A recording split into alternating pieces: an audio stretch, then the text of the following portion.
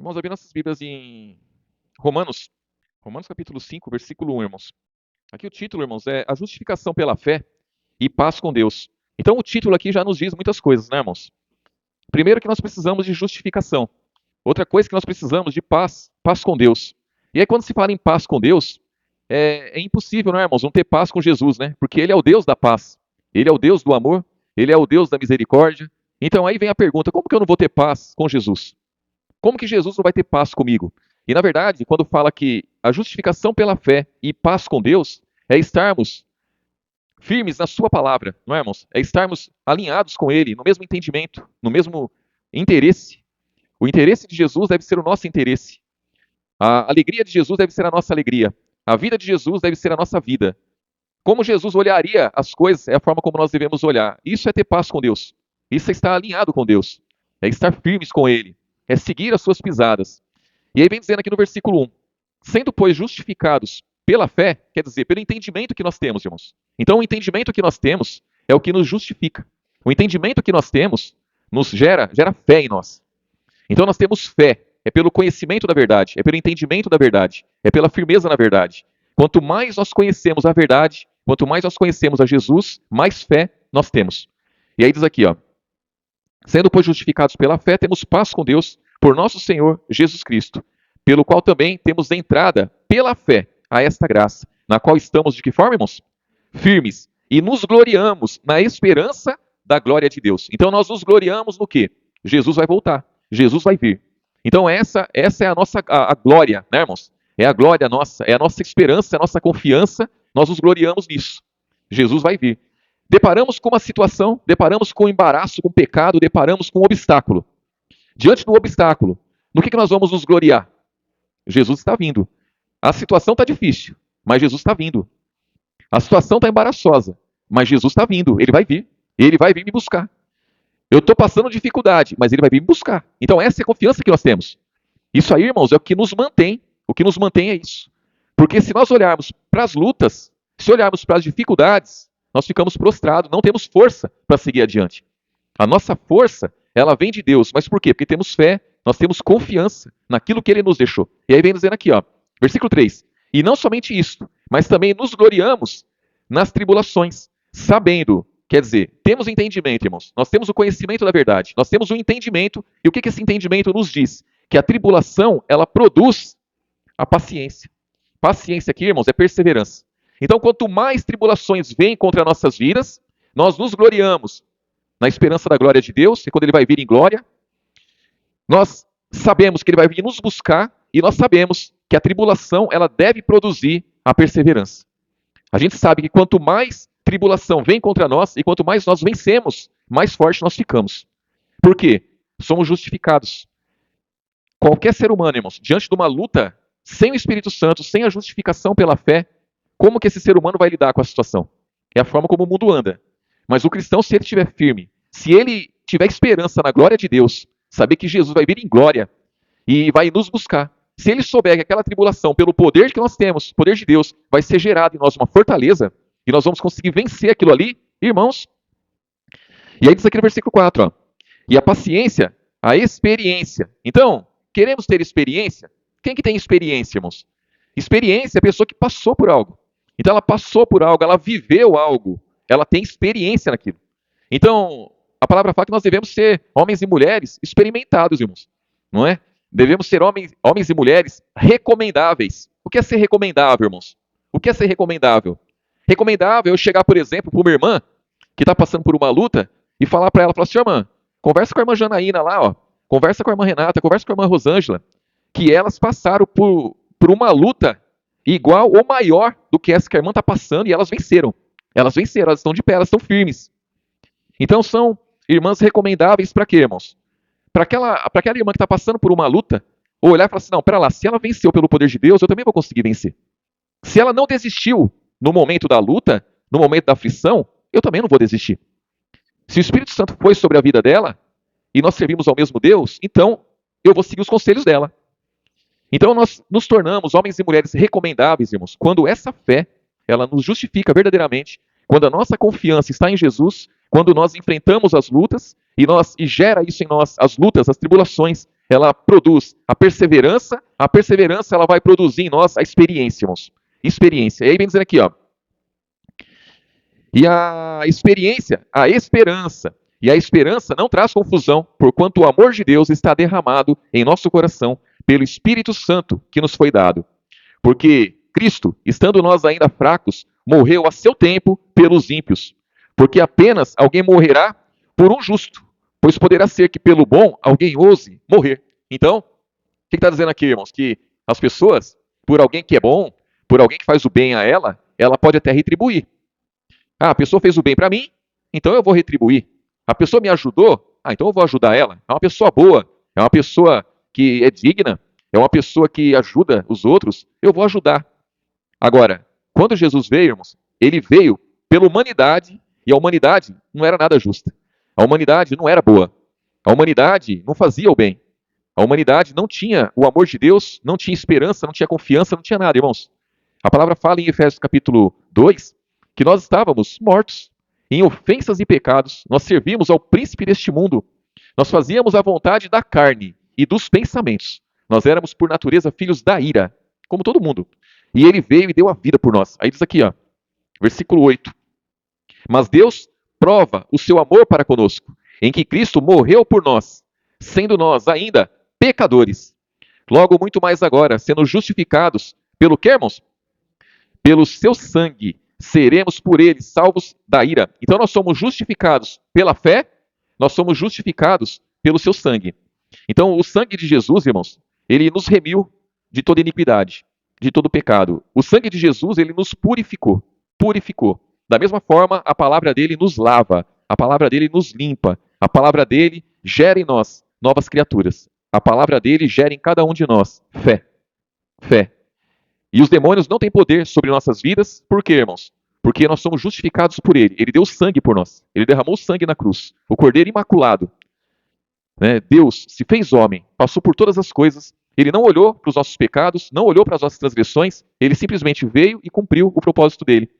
Por isso que eu digo que nós devemos estar alinhados com ele. O propósito de Jesus deve ser o nosso propósito, irmãos.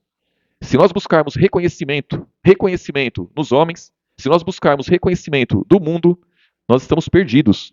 Porque se Jesus fizesse isso, irmãos, ele não teria vencido. Não teria vencido. Jesus, lá em João capítulo 7, aí Jesus, ele está ali com o povo, uma multidão de gente ali, irmãos. No versículo 53 diz que cada um foi para a sua casa. Cada um foi para a sua casa. E ele foi para onde, irmãos? Ele foi para o monte orar. Ele foi para o monte orar e lá ele passou a noite orando. Eu fico imaginando hoje, né? No dia de hoje. Imagine 5 horas da tarde. Ele passou o dia com o povo ali, ele pregou, ele curou pessoas, ele fez tantas coisas com a multidão de gente ali. Aí depois que ele faz tudo, começa a escurecer, cada um vai para sua casa. E ele pega, despede todo mundo e ele vai para o monte. E lá ele passa a noite orando, intercedendo por todos aqueles a quem ele curou, que ele pregou a palavra, pelos discípulos, por ele, para ele poder permanecer. Ele passa a noite ali orando e de manhãzinha ele vai para onde? Ele vai dormir? Não, ele vai para o templo. Ele vai para o templo, lá ele vai curar pessoas de novo. Aí ele vai curar pessoas de novo, ele vai falar da palavra do Pai, ele vai tocar a obra do Pai. Então imagina se ele, né, irmãos, o próprio Deus ali, fosse buscar recompensa desse mundo, fosse buscar se envolver com esse mundo, ele estava perdido, irmãos. E nós, né, nós não devemos ser diferentes. A nossa vida hoje é bem complicada, né, irmãos? A nossa vida é bem complicada e Jesus sabe muito bem o que nós enfrentamos.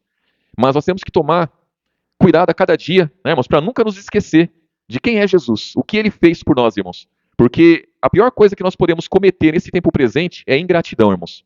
É nos esquecer do que Jesus representa para nós. O que ele fez por cada um de nós. Não podemos nos lembrar somente do sacrifício na cruz. Aquilo aconteceu, mas é o sacrifício que ele fez durante toda a sua carreira. Todo o tempo que ele ficou nesse mundo, tudo que ele fez por cada um de nós. Então ele suportou muitas coisas. Aqui, ó, versículo 10. Porque se nós, sendo inimigos, fomos reconciliados com Deus pela morte do seu filho, muito mais, estando já reconciliados, seremos salvos. Pelo que, irmãos? Pela sua vida. E não somente isso, mas também nos gloriamos em Deus, por nosso Senhor Jesus Cristo, pelo qual agora alcançamos a reconciliação. Então hoje nós estamos reconciliados com Deus e a vida dele, irmãos, a vida dele é o que nos dá vida. Então a vida que nós temos hoje, por que nós temos vida hoje? Porque Jesus ressuscitou, porque ele venceu a morte Ele venceu a morte. Pelos nossos pecados, ele foi obrigado a dar a vida dele. E não foi aquela vida, irmãos, não foi somente aquela vida carnal que ele tinha lá, o corpo lá que foi pendurado na cruz, não é isso. Ele se doou, ele se entregou, ele negou-se a si mesmo. Por isso que quando a palavra diz que nós, assim como ele deu a vida por nós devemos dar a vida pelos irmãos, o que isso quer dizer? Não quer dizer que da mesma forma que ele foi pendurado no madeiro, que eu também tenho que ser pendurado na cruz, não é isso. Isso quer dizer que da mesma forma que ele negou-se a si mesmo, se fez homem, tomou a forma de homem ali, não teve por usurpação ser igual a Deus, mas ele negou-se, aniquilou-se a si mesmo, tomou a forma de servo. Assim também é cada um de nós. Dar vida pelos irmãos é se fazer servo. Dar vida pelos irmãos é negar-se a si mesmo. É abrir mão do conforto que esse mundo oferece, abrir mão de tudo que esse mundo oferece, em prol do quê? Em prol do corpo de Cristo, irmãos. Isso não quer dizer que nós vamos ter uma vida miserável. Pelo contrário, nós vamos ter uma vida farta, farta de tudo que precisamos, irmãos. Mas, em primeiro lugar, deve ser o compromisso com Jesus, o compromisso com a sua palavra, é o compromisso com a família que ele nos deu. Isso é a primeira coisa, isso é estar alinhado com Jesus. É nos preocuparmos, é nos preocupar como os irmãos estão, como a igreja está, quais são as lutas, irmãos, que enfrentamos, quais são as lutas, quais são os embaraços que vêm contra nossas vidas. E estarmos atentos a cada dia, tendo Jesus como a referência. Aqui no capítulo 6, versículo 1, aqui diz assim, ó: que diremos, pois? Permaneceremos no pecado para que a graça seja mais abundante? De modo nenhum. Nós que estamos mortos para o pecado, como viveremos ainda nele? Ou não sabeis que todos quantos fomos batizados em Jesus Cristo, fomos batizados no que, irmãos? Na sua morte. Então, a morte de Jesus, ela representa o que para mim, irmãos? O que a morte de Jesus representa para mim? Quando ele foi para a cruz, ele passou pelo batismo ali, da cruz, de sangue. Então ele derramou o sangue dele ali. Isso aí na minha vida, irmãos, para a minha vida hoje, a minha vida espiritual, isso deve representar muito. Porque da mesma forma que eu passei pelo batismo nas águas, eu também tenho que passar por esse batismo. O batismo de negar a mim mesmo. O batismo, irmãos, de se doar, de se entregar. Assim como ele morreu, eu também tenho que morrer. Assim como ele, irmãos, como ele aniquilou-se a si mesmo, eu também tenho que aniquilar a mim mesmo. Assim, porque nós temos esse poder, irmãos. Nós temos o poder de decidir. Nós temos o poder de decidir se nos entregamos ao pecado ou se vencemos o pecado. Nós temos o poder de decidir, eu me embaraço com isso ou eu vou lutar contra isso? E quando eu luto contra o embaraço, eu estou passando por esse batismo, eu estou tomando posse desse batismo. Eu estou tomando posse da morte de Cristo. Quando eu luto contra o embaraço, todas as vezes eu vou vencer? De forma nenhuma, irmãos. Vai ter situação que você não vai vencer. Vai ter situação que você vai tomar um tropeção. Vai ter situação que você vai ficar prostrado ali e você vai ter que recobrar o juízo. Vai ter que recobrar o entendimento. Vai ter situação que você vai dar um passo para trás. Lógico que vai ter. A caminhada não é perfeita, irmãos. A caminhada é cheia de obstáculos. A caminhada é cheia de morros, cheia de buracos. E nós temos que ir vencendo. Vencendo. Mas o que vai nos justificar em todo instante? É a fé. O que vai nos justificar? É o sangue. Então cada um de nós tomar posse disso daí, irmãos. Porque a nossa luta é contra os demônios. E aí vem dizendo aqui, ó, versículo 4, ó: de sorte que fomos sepultados com ele pelo batismo na morte, para que, como Cristo ressuscitou dos mortos pela glória do Pai, assim andemos nós. De que forma, irmãos? Novidade de vida. Então, os irmãos vejam que andar em novidade de vida é o mesmo significado da ressurreição, irmãos. Jesus ressuscitou dos mortos. Eu também ressuscito. Quando? Quando eu ando em novidade de vida. Então, andar em novidade de vida é um sinal de que o cristão ressuscitou também. Andar em novidade de vida é um sinal de que o cristão ele passou pelo batismo nas águas, lá foi sepultado a velha criatura e a nova nasceu pela fé. É um sinal. Então, andar em novidade de vida, irmãos, é o que cada um de nós precisamos.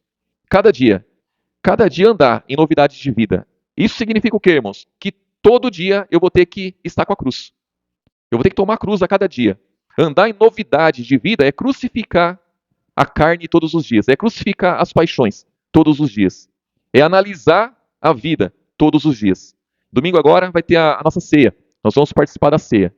Então não é no dia da ceia, né, irmãos, analisar nós mesmos, é analisar todos os dias. Jesus fala, tome cada dia a sua cruz e siga-me. Então, toda vez que nós pegarmos a cruz, nós vamos olhar para a cruz e falar, e pensar, o que eu tenho que crucificar nessa cruz? O que eu tenho que crucificar? O que a palavra está me constrangendo, né? Em que sentido ela está me constrangendo, não é, irmãos? E a cada dia ser aperfeiçoado, a cada dia andar em novidade de vida. Andar em novidade de vida. Aí diz aqui, ó, versículo 5, ó. Porque se fomos plantados juntamente com ele na semelhança da sua morte, olha só que coisa, irmãos. Versículo 5, ó. Porque se fomos plantados juntamente com ele na semelhança da sua morte, também o seremos na da sua, o que, irmãos? Ressurreição. Irmãos, a palavra fala que se nós padecermos com ele também nós seremos glorificados. Aqui a palavra está dizendo que se nós formos plantados juntamente com ele, nós também vamos ser glorificados. Então, né, versículo 5, porque se formos plantados juntamente com ele na semelhança da morte, o que é a semelhança da morte? É a nossa obediência, é nós andarmos em novidade de vida, é a mesma coisa, andar em novidade de vida é a mesma coisa que passar pela morte lá, ele passou, ele venceu. Versículo 6, ó, sabendo isso, que o nosso velho homem foi com ele crucificado, para que o corpo do pecado seja desfeito, a fim de não servirmos mais ao pecado, porque aquele que está morto está justificado do que, irmãos? Olha só. Então nós somos justificados pela fé, nós somos justificados pelo sangue, e aqui a palavra está dizendo que nós somos justificados também quando morremos para esse mundo. Então tudo isso são coisas, irmãos, que justifica cada um de nós. O fato de nós sermos plantados juntamente com ele na semelhança da sua morte, nós também vamos ter a colheita, não é, irmãos? Lá na frente, quando ele vier em glória, nós também vamos ser glorificados. E aí diz aqui, ó, versículo 7, ó, porque aquele que está morto está justificado do pecado. Ora, se já morremos com Cristo, cremos que também com ele viveremos, sabendo que havendo Cristo ressuscitado dos mortos, já não morre. A morte não mais terá domínio sobre ele, pois quanto a ter morrido, de uma vez morreu para o pecado, mas quanto a viver, ele vive para quem, irmãos? Para Deus. Assim também vós, considerai-vos como mortos para o pecado, mas vivos para Deus em Cristo Jesus, nosso Senhor. Versículo 12, ó. Não reine, portanto, o pecado em vosso corpo mortal, para lhe obedecerdes em suas concupiscências. Nem tampouco apresenteis os vossos membros ao pecado por instrumento de iniquidade, mas apresentai-vos a Deus como vivos dentre os mortos, e os vossos membros a Deus como instrumento do que, irmãos? De justiça. Então, temos que nos apresentar a Deus como vivos dentre os mortos. Quem são esses mortos? São as pessoas do mundo. Então, nós estamos no mundo, não é, irmãos? Nós estamos no mundo, convivemos com pessoas que estão mortas. Mortas de que forma? Em ofensas e pecados. E nós temos que nos manifestar como vivos.